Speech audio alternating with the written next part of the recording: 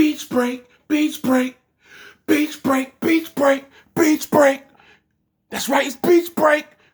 Yeah, right, AEW beach break.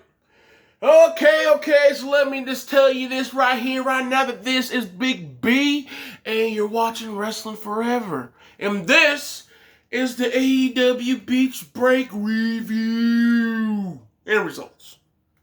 So let me just start off quick by going on. There was a match one was a tag team battle royal, which was won by Chris Jericho and MJF. And then, of course, the second match was Dr. Britt Baker goes toe-to-toe with Thunder Rosa, which was won by Britt Baker. And then match 3 was Adam Page and Matt Hardy versus Chaos Project. Yeah, we really knew who that was going to win, right? We knew who was going to win that match. So, of course, Page and Hardy. And then we had the no DQ Lumberjack match, which was Eddie Kingston versus Lance Archer, which Lance won. And then we had the 6-man tag match, which was the New Elite, might as well to say, which is Omega and the Good Brothers on toe-to-toe with Moxley. John Moxley and 2/3 of Death Triangle, which was Pac and Phoenix. And, of course, the New Elite won. Literally all in all for the first match. The tag team battle royal, in case anybody doesn't really know, in their way, and the way they do their tag team battle royal, the team can't be 100. Even though whoever goes over the top rope gets eliminated, the team is still valid until both members of the team has been eliminated and thrown over the top rope and both feet landing on the floor. So that means, say if like it was me and like one of my brothers, we were a tag team. If I got thrown over the top rope, I would be eliminated out of the match. But me and my brother as a team, we're still valid as long as he's in the match. And if he would go over to the end, all the way to the end, we would still win. It's just that I got eliminated. You got to eliminate both members for him to be completely out of the battle royal. But of course, the one that gets thrown over the top rope does got to go in the back. And it was down to Chris Jericho, who was teaming with MJF, Sammy Guevara, who was teaming with Jake Hager, Darius Martin of Top Flight, who was representing his brothers in Top Flight, and then Max Caster from The Acclaimed. And the reason why I was really going to say the top 3 was because as soon as MJF got thrown out of the ring and it led down to the final 4, Darius Martin threw freaking Max Caster over the top rope, so he wasn't even really in the ring long to even say, oh, there was a final 4. So I was just going to say the final 3, and the final 3 was left with Sammy Guevara, Chris Jericho, and Darius Martin. And it was a funny situation with that because when Sammy Guevara was on his way of throwing Darius over the top rope, before that interaction, Chris Jericho got hit in the face somewhere and he was dazed. And then when Sammy Guevara was trying to toss Darius over the top rope, Chris Jericho just grabbed the hold, just trying to grab somebody, trying to grab him, hold him, as a boy Tony Baker would say. He would go there and be like, boy, he tried to grab him, he tried to throw him over the top rope. And instead, when Chris Jericho did it, he didn't even know that was Sammy, and he just tossed him over the top rope. And then Darius stayed in the ring while Sammy got eliminating both him and Jake Hager completely out of the battle royal. And then Chris Jericho just continued on going the match with Darius. He had no idea that he was the reason why Sammy got thrown out, got eliminated. Sammy was not happy, and then it ended up. And at the end of it all, Darius got eliminated after he tried to jump off the top rope onto Chris Jericho. And then Chris Jericho reversed it into a damn Judas effect and knocked him right off the damn apron and everything else. So that was cool. Also, yeah, Jericho won it for his team. Him and MJF are going for the tag titles. Somewhere down the road, probably Revolution most likely. And at the end of the day, it's like, yes. More dissension into the group of the Inner Circle, because now Sammy Guevara was pissed. And then when they were going to back celebrating later on in the night, he was bringing Le Champion style champagne, a little bit of the bubbly. And he was taking it in there with him and MJF, but Sammy Guevara was not feeling it because Chris Jericho said it was a win for the whole team. But Sammy Guevara doesn't feel it because he's like, why does it feel like everybody else in here is losing? The only ones that are doing the sacrifice in this team is us. While you and MJF are always getting all the damn highlights. And he's just pissed. He stormed off. And then they led into some bait because after Chris Jericho ran off to go talk with Sammy, MJF told Wardlow to close the door because he had to talk to the people. He had to talk to the rest of the guys. So I really think it's starting to he's starting to bait in on trying to get the guys to turn on Jericho and go on his side. That's what I really think it's leading to. And they're Circle about to get a new leader in the outcome. And so it's like, here we go. Anyway, I carried on that a little too long. Not happy about that one. But anyway, of course, Britt Baker, Thunder Rosa had a great match. But all in all, she won literally using the second turnbuckle. That girl, the one that's always with her, they barely ever say her freaking names. Every time I try to remember what her damn name is, it's kind of hard to remember because they barely ever say it. Anyway, she got on the damn apron. She got up there and she took the damn turnbuckle thing off while Britt Baker was standing up against up in the corner, and so the referee couldn't see her taking the turnbuckle pad off, and then she used that to knock Thunder Rosa out and then get the victory by also playing it off by putting her in the damn lockjaw thing, and then so she won through, of course, scandalous acts, but that's how a heel should win. It's supposed to be winning in a way that pisses you off. And anybody that's truly into the heel and babyface thing was probably pissed off. I was just laughing my ass off. I thought it was hilarious. Literally, the second one, it was just an even match, They mainly were just doing it, trying to pay respects to John Hubbard, and also respects because his son Brody Lee Jr. got disrespected at his birthday celebration the week before. So they were just there to they were just going to honor him in a way because he said no to join the group. So he was just going to honor them by doing this match. So he signed up with Hardy. Hardy's trying to bait this guy into join the team, doing the old school crooked manager thing. Like, I'm not trying to get you on my team. I'm not trying to get you on my team. I just want you to understand that I understand your feelings. I feel I've worked with you everywhere we went. I've seen you through Stampede and all the other. He's like, I just care for you, man. I just care for you. I just want you to have a place where you can actually change and get attire put up, and where you can actually get dressed and shower and. It's like, yeah, whatever, Matt Hart. We know you trying to bait him into joining your freaking into your brand and shit.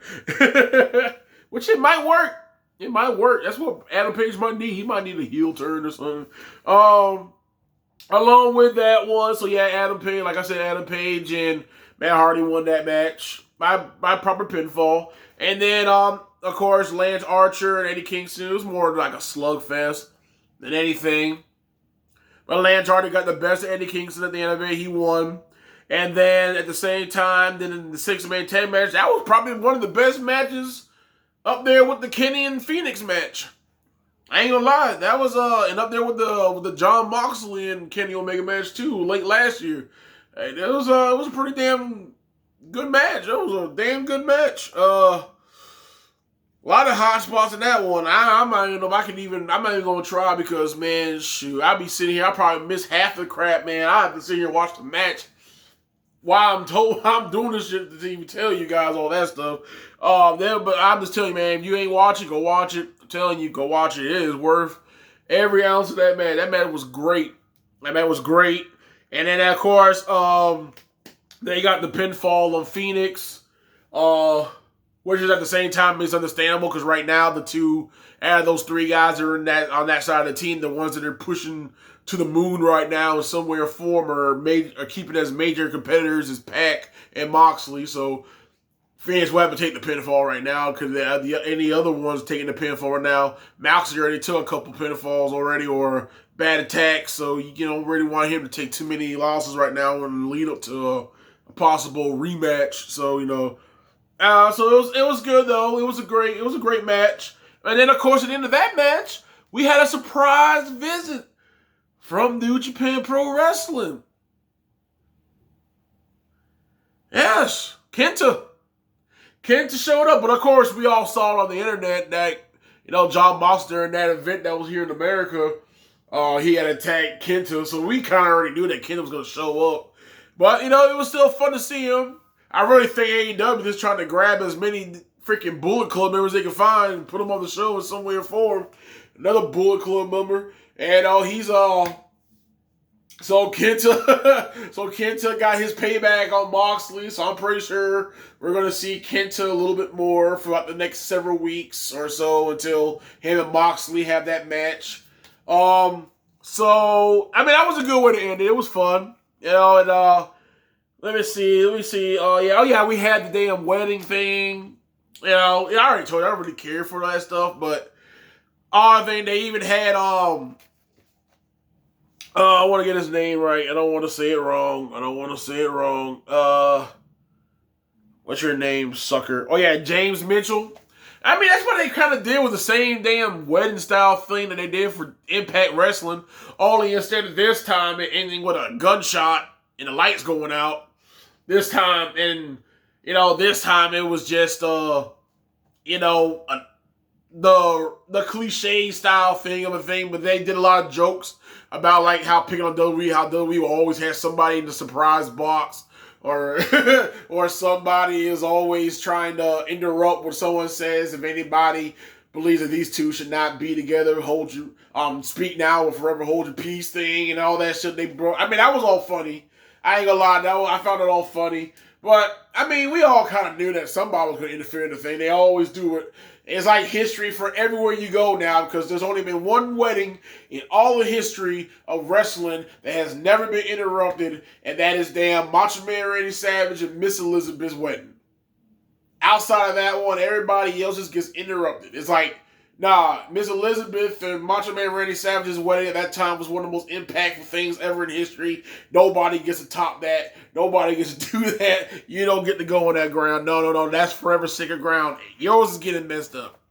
At least they let them kiss and stuff like that. But at the same time, you knew it was going to get interrupted in some way or form. And then, so yeah, they had James Mitchell. And I was just laughing. I was like, man, damn, was it like 4 or 5 weeks ago? Maybe even a month, maybe about almost 2 months ago. They had fucking James Mitchell on fucking Impact Wrestling sitting here doing a wedding for freaking Rosemary and Johnny Bravo. And freaking all that crap that was happening with them. It was like, oh, come on. It was like, it's funny how they had James Mitchell doing both of the weddings and everything else like that. I was like, oh, whatever. Well, all in all, it was funny. I mean, it was funny enough to the point where you would be entertained. It wasn't like it was terrible.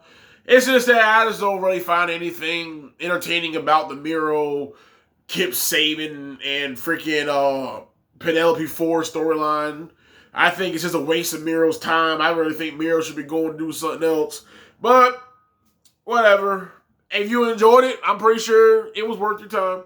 And, I mean, outside of that, that was mainly everything. I mean, they did another freaking Alan Sting and FTW promo, but FTW this time was forced to be outside because of what they did last week to those people, trying to when they were being honest, you know what I'm saying? When they were being honest and humbly let everybody know how they felt about the situation.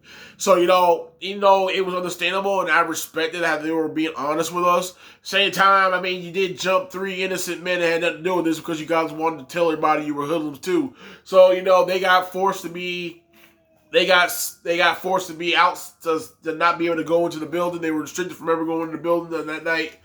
And then they just came to just tell us that they're going to interfere in Darby Allin's match against Joey Janela next week when he defends his TNT championship against the bad boy. Yeah, literally all this thing yet again. He's like, I'm going to stand in the back. I'm going to make sure nobody comes out and interferes. It's like Sting. It's a stadium, bro. It's a freaking stadium. There's like dozens of doors all over the place. Just because you stand in the backstage by the curtain don't mean that they can't sneak around and come another way. But whatever, Sting. Okay, but anyway, Sting's going to be out there next week to make sure, so we're going to make sure that they don't interfere, which I doubt will happen, even though Allen probably will retain, because nobody wants Janela with the title right now. And, all in all, that's mainly it. That's mainly it. And then,